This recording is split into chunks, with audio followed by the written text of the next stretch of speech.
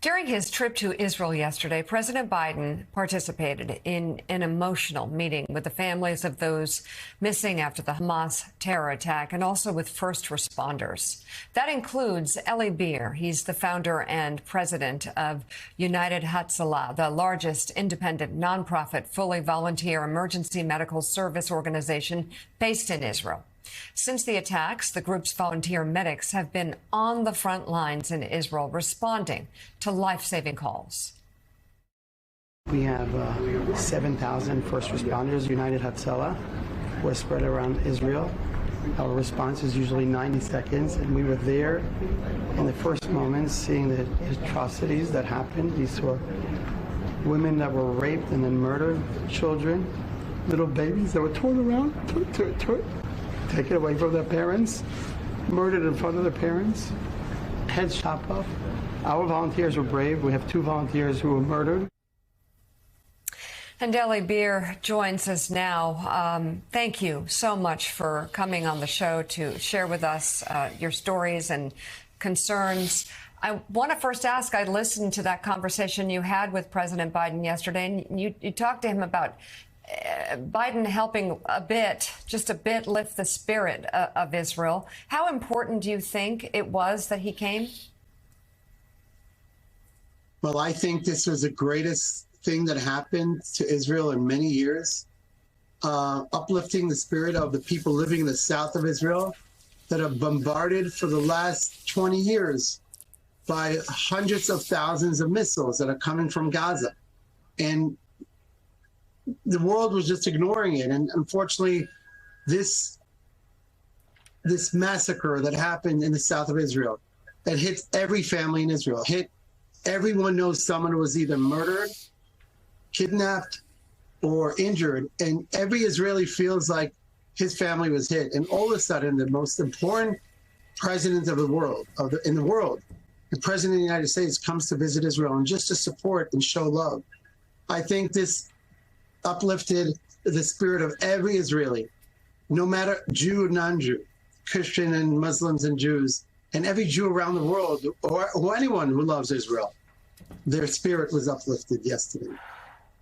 Mr. Beer, let me ask you about how the Israeli people are doing a few weeks after this just absolutely heinous attack. I was talking to a friend a few weeks ago who said he felt like this generation had let down Holocaust survivors. He remembered talking to his grandparents that people who had survived Auschwitz and other camps didn't like to talk. He said when he was growing up, they didn't like to talk about it. And they'd fade off, and then they'd always sort of snap back to, and they'd say, at least we're here. We're here now. Israel is here now. We are safe.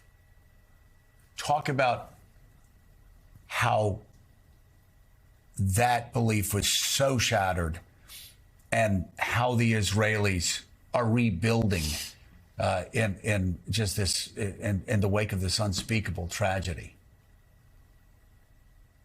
Well, we treated, unfortunately, the worst of the worst. We were right there. Our volunteers of United Hatzalah were there in the kibbutzim, in the little villages. We had a twin babies, 6-month-old, that were hiding together with their parents in a shelter. And after 2 hours of hiding from the terrorists, and the terrorists were trying to break into the house, the parents felt like they need to go out to get some food for the babies that were starving. And the mother ran out to just get a little food for the baby or a little water. And the terrorists jumped on her and raped her. And then when the father came to save her, they shot him and killed him. And then they killed the mother. And the 2 little babies were left for 16 hours in that little room, crying for 16 hours while the terrorists ran to kill other people in the community. Literally 60% of that little kibbutz were murdered in the most brutal way. And these little babies were found by us and by the special forces in Israel. And my volunteer, Shalom, who was holding this little baby, and the other baby was held by another volunteer, he told me he felt like he was a partisan in 1943 in Europe. That's how we felt. I met little children. I was looking for their parents, and afterwards we found out their parents were murdered. This felt like we were in the Holocaust. We felt like we were literally, you're talking about over 1,500 people were murdered. Children, babies, women, old people, Holocaust survivors. We had a Holocaust survivor that we took to the hospital. The Holocaust survivors couldn't stop crying. A number on their arm from Auschwitz. That Holocaust survivor was, 2 of their grandchildren were murdered in Israel. And not in 2023. Holocaust survivors going through this. United Hatzalah, we went through 35. I went through 35 years of service on ambulances. I'm a first responder for my whole life, and I seen the bomb attacks, and I seen the shooting, and I saw wars. If I combine all of these together, from my whole 35 years of volunteering, if I put all of it together, it wouldn't be even 10% of what I saw in one day, in October 7th. That's how we all felt. And that's why we feel personally that our life's not the same. It's not the same. There was an Eli Beer before October 7th, and there was an Eli Beer after October 7th. I am a different person. Yeah, Eli, how you talked about how these babies were left crying for 16 hours. You were a first responder. You were on the front line. Other brave Israelis were. We heard the story of the retired general who at 67 got off of a bike ride that morning, got a gun, went down, got some troops together, and actually did many rescues. There are so many stories of heroism. But have you figured out, have Israelis pieced together how it could be that it took the military so long to come down, 4, 5, 6, 7, 10 hours to come down and rescue Israelis who are under siege? Well, if you think about Christmas morning at 6:30 in the morning, think about Christmas morning. That's how Simchat Torah was. It's like one of the holiest holidays of the year, and they purposely chosen that day. This was well planned by Iran and Hezbollah and Hamas, of course. This wasn't just a random thing. This was well planned for a long time to do a lot more. They were literally planning to go to Jerusalem. And the army is not a first responder. We are first responders. The police are first responders. Army takes hours and hours to prepare for war. Now, the army bases that are there, most of the soldiers are off. My son is in the military, special forces in the IDF. My son was out of the army that weekend. They all send him home for the weekend to be with their families for the holiday. And I feel like this was an incredible job of Iran to literally kill every Israeli. This was a plan to go into Jerusalem, into Tel Aviv. They didn't have the security we thought. I mean, unfortunately, this was a terrible tragedy that happened to Israel, and I really hope we learn a lot from this. But I could just tell you about 2 heroes of United Hatzalah. An Arab United Hatzalah volunteer, a Muslim, and he was from Nazareth. He came for that party, that festival that was a dance party for young kids. He was there as a standby paramedic in case something happens.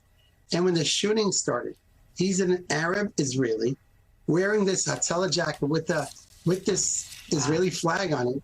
And he ran to save people. They had a young girl that he was trying to save. She was shot all over. And the terrorists caught him. And when they realized he's an Arab and he's an Israeli, they tortured him so much, we couldn't recognize him when we found him. 4 days later, we found him. We couldn't recognize him. He was one hero. He didn't run away. He stayed with the victims he was trying to save. And the second one is a volunteer, a Jewish volunteer from Kriyat Malachi. When he heard this was going on and the missiles were flying above his head, he left the shelter with his family, went in his car, and he ran to save lives. We had the most incredible heroes I met, and I am lucky to be here in Israel and to serve the people here in this time, together with 7,000 other United Hatzalah volunteers and many others who came. And I would say this is a tragedy that will take generations to forget about. We're never going to forget. This is something that's going to be for the rest of our lives. But This was also a very big miracle, and people don't realize what a big miracle this was, because they were 2,900 terrorists who rammed into Israel with bazookas, with machine guns, and anything, any ammunition you could think of. And they came in and they got bombarded with the women that they were raping. If they were not busy, unfortunately, with raping women, they would have continued to Jerusalem. When they saw all that party with the young kids, they literally stopped their act. And I think about how much they suffered. All these, you can't even imagine, these little kids, 20-year-old, 22-year-old, were dancing, having a nice time. It was a peaceful event. It ended up in the biggest tragedy we ever had in Israel. And I salute to anyone who was helping.